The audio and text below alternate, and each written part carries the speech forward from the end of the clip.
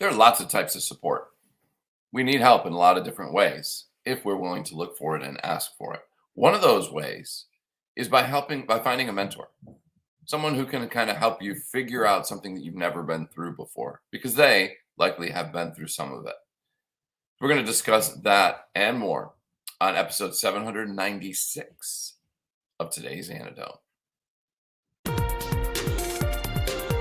Stay tuned for today's Antidote, brought to you by the Renegade Success Network. Today's Antidote features a healthy dose of thought-provoking insights and information for business owners, entrepreneurs, leaders, and nonprofit professionals. Each day since March of 2020, this program has offered that one thing to help you continue on your own unique pathway to success. And now, Renegades, we bring you Bob Graham and Tom Brush.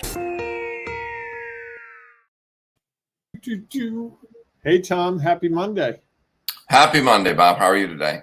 I'm good. And we start our, we start our fourth year today, right? We do. Yes, indeed. That is crazy. That first episode popped up in my memories on Facebook yesterday. I meant Did you watch it? I was going to, and I just didn't get to it. I'm going to watch it at some point today, probably. Okay, I don't recommend it. You got to know where you've been. At least have an understanding of how far you've come. It was something. It was our first episode. That's what it was. It was also a completely different world that we found ourselves in. There's no doubt. Yeah. So and you can see that. You can see that in those first episodes that things have, they've settled since then. They are different. For those of you who don't know what we're talking about, we started this right as the pandemic was really closing things down as a way for Tom and me just to keep our sanity. And who knew that it would affect other people's sanity in both ways. In many ways, yes. Yes, indeed. Well, welcome everyone to today's Antidote, our daily broadcast and podcast. As each week we dive into a topic, and then each day of the week we dive a little bit deeper into what that topic looks like. Since the start of 2023, we have been talking about your pathway and all the things that go into your pathway. Hard to believe that there are that many things you can talk about it for 3 straight months. And yet, we got more coming, right? Oh, we certainly do. One of the things that we've been talking for a lot of March about is support and the help that you might need, especially after you do a checkpoint and you start to understand a little bit differently about what has been going on. And now you're trying to figure out what you need to do next. So this week, we're going to talk about mentoring. And today, we're going to dive into what it is. Before we do that, though, as we go along that conversation, if you have thoughts or ideas that you would like to share as a part of the show, please do, because we know that it'll add value to the show.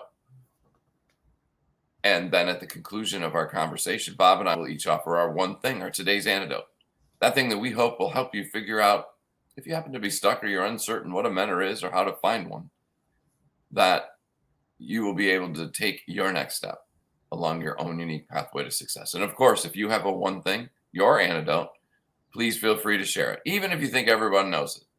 Likely they don't. And even if maybe they know a version of it, they haven't heard your version. And so please feel free to share your value.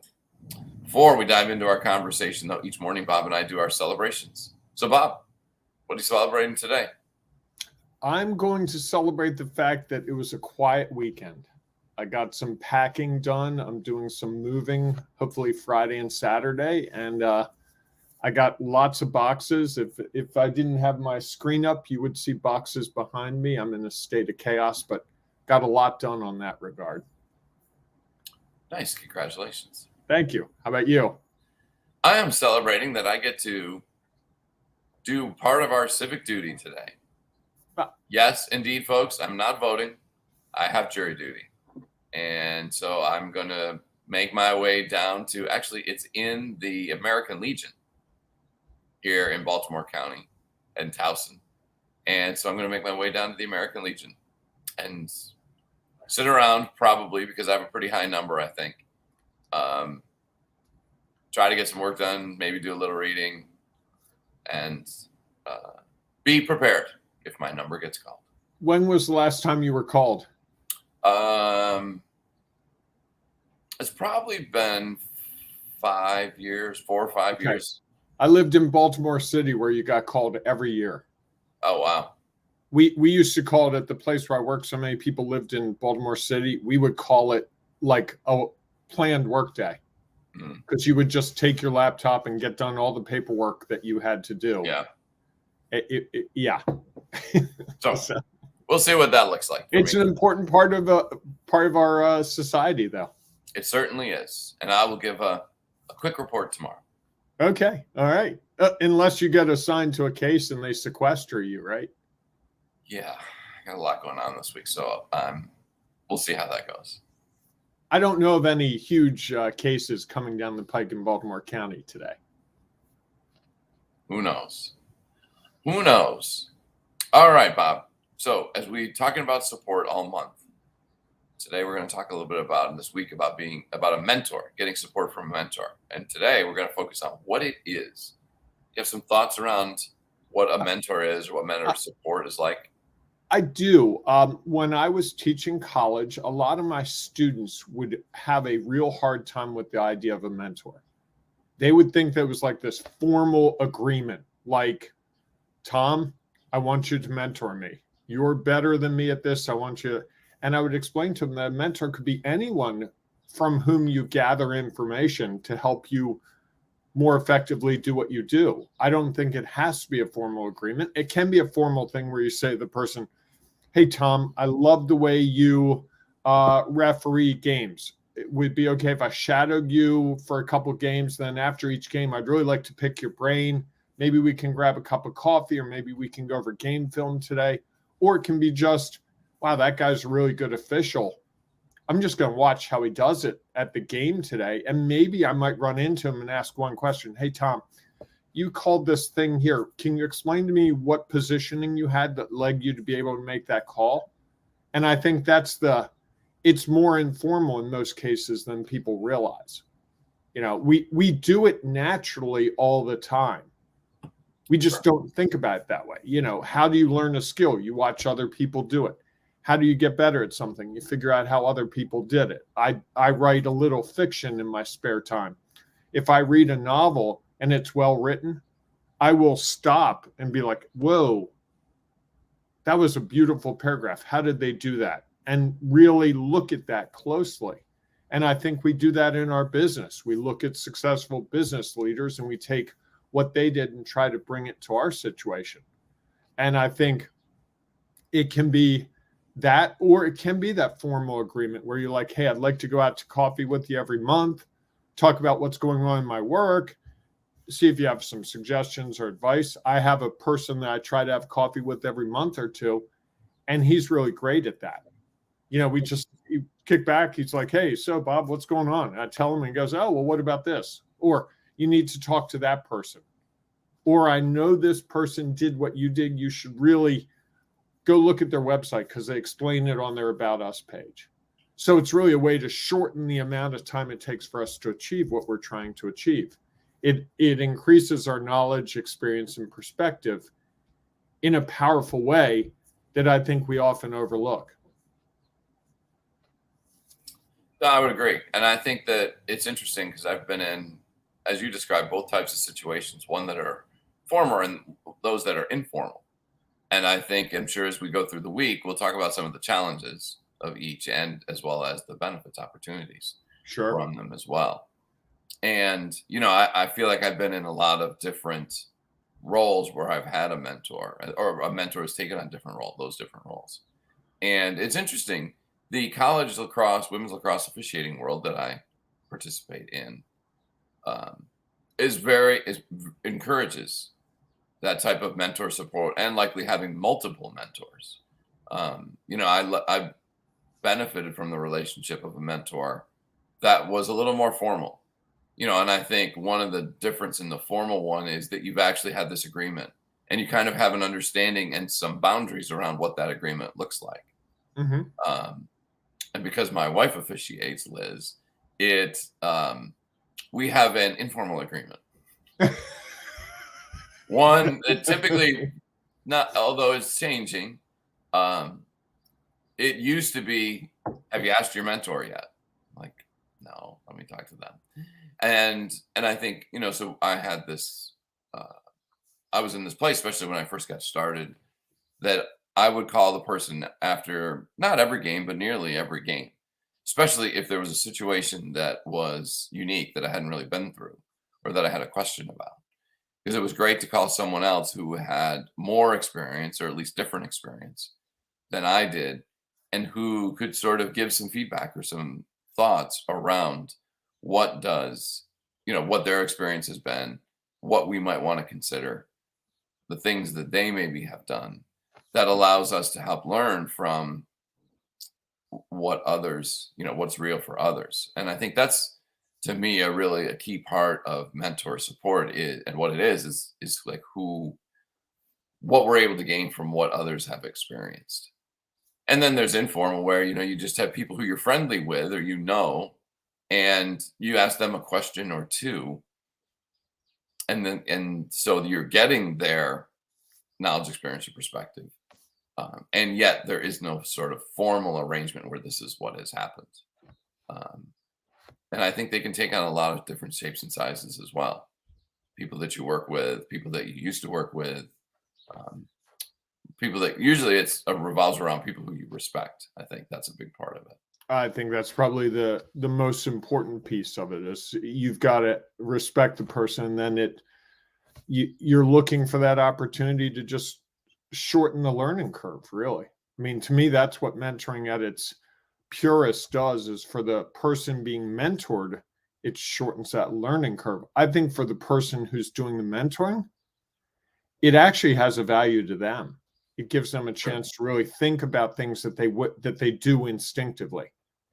Like I had someone ask me about something I do when I speak, and I had to really think hard about the why and the how because I just do it. And I had never really thought about it. It just was instinct to me. And when you have to break something down, it really brings it to your attention. You really start to see all that goes into it. And I think so often we think of the people that have achieved more success than we have, with air quotes for you podcast people. And sometimes we don't want to be mentored. We just want what they have. And I think the opportunity is to say, okay, this person is at a place where I hope to be one day. What can I learn from them as I carve my own unique path? Because your path and their path rarely are going to be the same, right? I would almost say that they'll never be the same. I think that's probably I would go to that fair. place. Yes. So even though we can learn from them, it still has to be interpreted and applied to our situation. I would liken it to I was making waffles yesterday, and I didn't have one of the ingredients, and so I looked online to see what a substitute was. The recipe called for this one thing, and I had to substitute. So I found the substitute and used the substitute. It became my way of doing it because of my situation. Sure. You could argue the recipe was a mentor. Here's how you do this. Here's how you make your waffles. I didn't have the pieces, so then I had to modify it to meet my needs. And I think it's the same thing we do in business. I don't think a mentor is the person who's going to say, do this, do this, do this, do this. Boom. Now you've had success. None of my mentors have ever given me the perfect pathway. They've certainly given me some milestones and some steps along the way and some things like, have you ever considered this? And it could be as simple as, when I first wanted a credit card service to use credit cards, I talked to someone who had done it before me. He walked through the 5 steps. You have to do this, this, this. Make sure you watch out for this thing. That saved me a lot of time. When I talked to a credit card company, this was early on, it was so much easier because I knew the questions to ask. I knew the issues to take on. And I think that's really what mentors bring us, is they say they tell us what to look for, or they may help us realize what we already missed. Oh, and sometimes mentors to me have shown me how far I've come. when I think I'm mired in like step one, and they're like, sir, you're way down the road. You don't even realize it. And I think that's a really valuable lesson at times, because again, we put our blinders on, right? And the whole idea of support is to take the blinders off. And they might have just the other effect as well. When you think, oh, I'm way down this pathway, they might be like, oh, well, here's some things maybe that you haven't considered. I didn't want to share that one, but yes, it does happen. Well, I think it's just a little bit about what's real and understanding, because we only know what we know, and others know different things. And so they might have insights that we never considered. Correct. Right.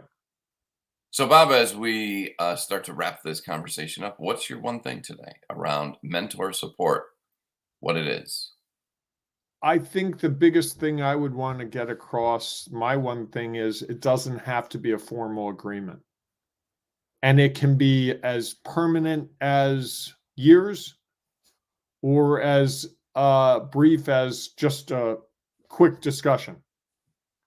Hey, how'd you do that? Oh, okay, boom, and away you go. And that could be mentoring. Okay, I like that. What about you? Well, I've been rolling through my head all show as we've talked more about it and trying to find some clarity around it. And I think that, because there's the community support we talked about last week. And next week, we're going to talk a little bit about coaching support or consulting support. And I think all of those are a little different. And when I think about mentor support, I really think about it's someone who has done something that you haven't done and is willing to share what's real for them. And part of that is, sharing a little bit of what they did in a certain situation, or what they might suggest you consider. Or how they saw the situation, right? Yes. Or how they see the situation that you're sharing with them that you're dealing with. And, and I think that one of the thing about it is, I believe that there's real value in asking someone to mentor you, because I think that relationship is different than just asking people questions. Okay. Or getting people insight. That I really think that when you dive deep into a mentor, it's someone who you've set some sort of relationship with a few boundaries, that they are willing to accept your regular, for whatever that means, contact, to try to gain understanding and help you find a different understanding. Yes, I think others can show us part of their way. They can respond to questions. And yet I think there's real value in formalizing a little bit that this is a mentor, that this is someone who has really agreed to kind of take you under their wing a little bit and share what's real for them at no cost. Typically, mentorships are usually just an opportunity for you to learn from someone else. Sometimes it costs you a cup of coffee. Yes, although that might be an offering. Yes. Rather than a mandate or managed relationship, right? I think that's where it gets a little bit different. Is to say, it's like, hey, I'm gonna take you out for coffee. Now there's and basically that is in exchange for your valuable knowledge, experience, and perspective, I'm going to provide you with this little bit of a bartering system or a formal paid arrangement.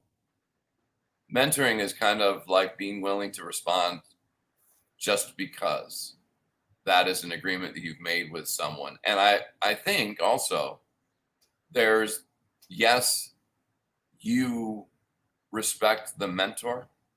I also think there's something about the mentor respecting you and having a willingness to say, hey, you know what?